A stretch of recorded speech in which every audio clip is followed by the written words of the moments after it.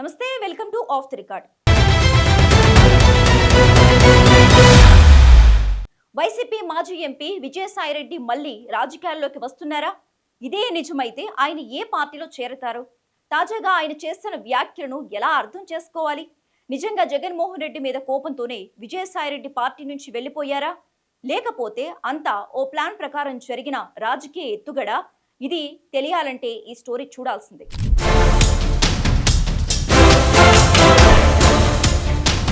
YCP మాజీ MP Vijayasai Reddy వ్యాఖ్యలు ఇప్పుడు ఏపీ రాజకీయాల్లో ఆసక్తి రేపుతున్నాయి. జగన్మోహన్ రెడ్డిని విభేదించి ఎంపీ పదవి వదులుకొని పార్టీకి గుడ్ బై కొట్టారు విజయసాయిరెడ్డి. ఆ తర్వాత రాజకీయాలకు దూరంగా ఉంటూ వచ్చారు. అయితే తాజాగా ఆయన చేసిన కామెంట్స్ ఇప్పుడు వైరల్ అవుతున్నాయి. అవసరమైతే రాజకీయాల్లోకి మళ్లీ వస్తానని చెప్పిన విజయసాయిరెడ్డి ఏపీ సీఎం చంద్రబాబుతో తనకు వైరం లేదని చెప్పారు. అలాగే డిప్యూటీ సీఎం పవన్ కళ్యాణ్ తనకు 20 ఏళ్లుగా మంచి స్నేహితుడన్నారు. దీంతో ఆయన టీడీపీ లేదా జనసేనలోకి వస్తారన్న ప్రచారం జోరుగా సాగుతోంది.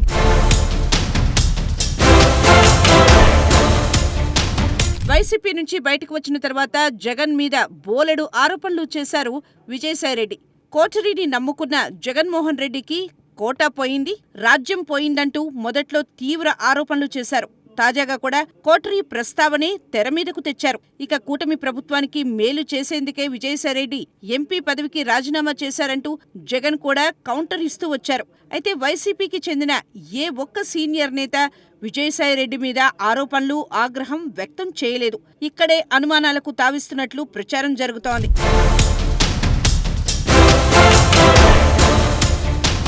విజయసాయిరెడ్డి ఇప్పుడు ఏ పార్టీలో చేరతారన్న సంగతేమో కానీ జగన్ మాస్టర్ ప్లాన్లో భాగంగానే ఎంపీ పదవికి రాజీనామా, ఆ తర్వాత పరిణామాలు జరిగాయని కూడా ఓ వాదన వినిపిస్తోంది. ఎందుకంటే ప్రధాని మోదీ, అమిత్ షాలతో జగన్మోహన్ రెడ్డి ఇప్పటికీ మంచి సంబంధాలే కొనసాగుతున్నాయట. ఏపీలో కూటమి ప్రభుత్వం ఉన్నా దేని లెక్క దానిదే అన్న చందంగా రాజకీయం నడుస్తోందట. అయితే నేరుగా కొన్ని కీలక అంశాలపై క్లారిటీ తీసుకునే అవకాశం జగన్మోహన్ రెడ్డికి లేకుండా పోయిందట. దీంతో గతంలో అటు మోదీ ఇటు జగన్ మధ్య వారధిగా పనిచేసిన విజయసాయిరెడ్డినే మళ్లీ వాడాలని వైసీపీ అధినేత డిసైడ్ అయ్యారట.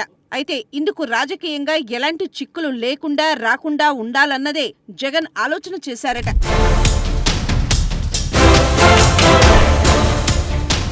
వైసీపీలో ఉంటూ మోదీ, అమిత్ షాలతో కలిస్తే కూటమి ధర్మానికి విరుద్ధం అవుతుంది. అలాగని దూరంగా ఉండే పరిస్థితి లేదు. అందుకే రాజీనామా తెర మీదకు వచ్చిందట.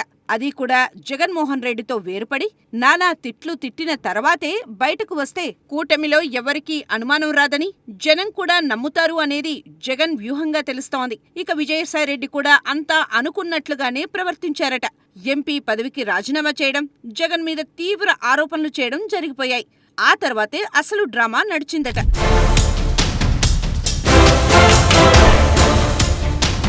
రాజీనామా తర్వాత విజయసాయిరెడ్డి పూర్తిగా ఢిల్లీకే పరిమితమయ్యారు. ఎంపీ పదవి లేదు, కనీసం ఢిల్లీలో వ్యాపారాలు కూడా లేవు. దీంతో ఆయన ఏ ఉద్దేశంతో ఢిల్లీలో రోజుల తరబడి మకాం వేశారన్నదే ప్రశ్నగా మారిందట. అంతేకాదు, రాజీనామా తర్వాత ఆయన దాదాపు 10 సార్లు అమిత్ షా, నడ్డాలతో భేటీ అయినట్లు కూడా ప్రచారం జరిగింది. ఇదంతా చూసిన తర్వాత జగన్ వ్యూహంలో భాగంగానే విజయసాయిరెడ్డి రాజీనామా చేశారంటూ విశ్లేషకులు అభిప్రాయపడుతున్నారు. మరో విషయం ఏమిటంటే తాజాగా విజయసాయిరెడ్డి వ్యాఖ్యలతో ఆయన జనసేన, బీజేపీ, టీడీపీల్లో ఏదో ఒక పార్టీలో చేరతారంటూ వార్తలు వస్తున్నాయి. వీటిని కూడా రాజకీయ పండితులు కొట్టిపారేస్తున్నారు. వచ్చే సంక్రాంతి తర్వాత విజయసాయిరెడ్డి మళ్లీ వైసీపీలో చేరడం ఖాయమని అభిప్రాయపడుతున్నారట.